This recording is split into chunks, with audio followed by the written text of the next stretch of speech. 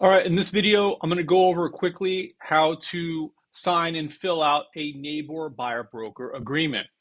All right, it's just like, remember, just like for FAR, all buyer broker agreements are essentially listing agreements between the broker and the buyer. Just think of it just like that. They have all the same nuances and a lot of similarities. They're a contract between the buyer and the broker to find them a property within a specific period of time. But let's take a look. All right. So the buyer, obviously, this is whoever the buyer is, and this is important. Do not put your name. All right. Do not put your name on here. No. All right. Don't do that. You're not the broker, and neither am I. All right. Do not put my name. All right. Don't put my name. Just leave it as Domain Realty, and you'll be good. All right. I'm the qualifying broker. I'm the broker of record, but you want to put Domain Realty right there. The broker's role, I'm not going to go into that so much. This is just what our obligations are under the contract. Again, all right, transaction broker. If you have a listing, we'll get into this with handling both sides of a listing, but if you have a listing and you have a buyer, all right, you need to be a transaction broker. 99.9% of the time, we're going to be transaction brokers. If you start off as a single agent and you have a listing at Domain Realty, you need to transition to transaction broker. All right. So, but for what we're doing here, for our purposes, 99.9% of the time, transaction broker. All right. Don't make it complicated. The buyer's role, this is what they're supposed to do with us, work with us, be agreeable, and be loyal and whatnot. The term of the agreement. This is when it starts. All right. And this is pretty cool. You can fill these out automatically. All right. I see a lot of people getting 3 months. I see a lot of people getting 6 months. Sometimes you may want to just ask for a year. All right. So this right here is just like a year-long listing agreement. This is a year-long buyer broker agreement. This right here is like a protection period right in here. It's just like on the FAR agreement. I see a lot of people don't put too small of a period. The default on here is 90. I see a lot of people put 180 days. Not bad. This right down here is your compensation. This is the business end. All right. Remember that this number right here is going to be offset by whatever the seller or whatever concessions that you get.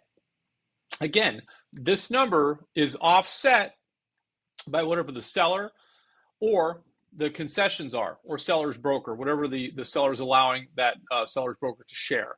All right, it's huge. It's a big. It's something that you really need to explain to the consumer. They automatically look at these and they think, I'm automatically going to be paying 3% more for everything. And no, that's not true. All right, you got to understand it so that you can be able to convey that to them.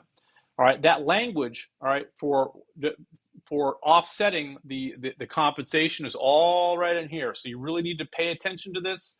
If you're going to use the NABOR buyer broker agreement, right here. All right. The scope, this is different. In the FAR buyer broker, it's a little bit more broad. All right. They leave it blank for area and types of properties. Here, what they do is they give you Collier, Lee, and Charlotte. This is for NABOR. All right. So a lot of folks are putting single family homes.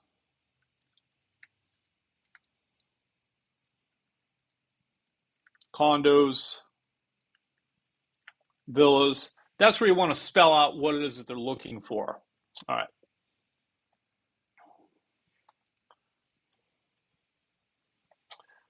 Down here, a big difference.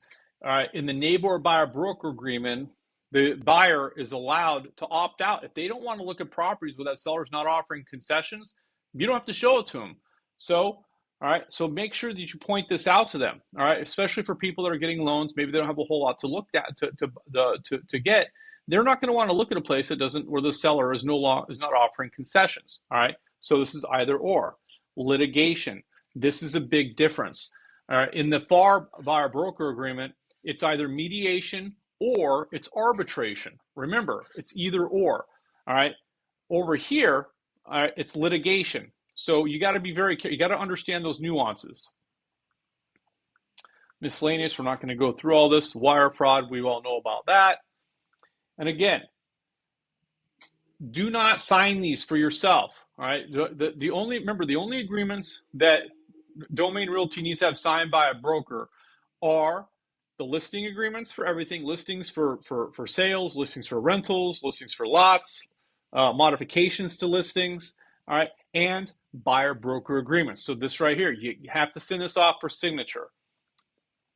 And this is, you want to put your name right here. That's a nuance. It's a little bit of a problem with the FAR buyer broker. We're going to fix that. We need to put the licensee's name in there. I get these FAR buyer broker agreements, and I don't know who's the buyer broker. I don't know.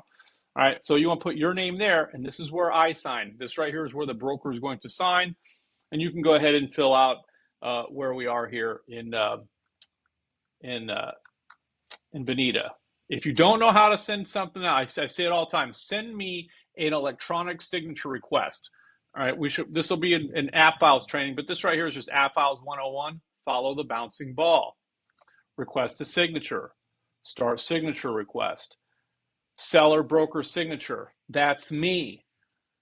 Put my name here, Parker Hansen. That's Hansen with an E, not Hansen with an O. No, Hansen with an E. Next. Next. And what's going to happen is that you're going to pick that email address, and this is where it gets sent to. Boom. Boom. And that gets sent to me. Awesome. So I'm going to get that. I'm going to sign off on it. And then once I sign that, you're going to get a copy of it, and same with me. So there you go. That is the NABOR buyer broker agreement.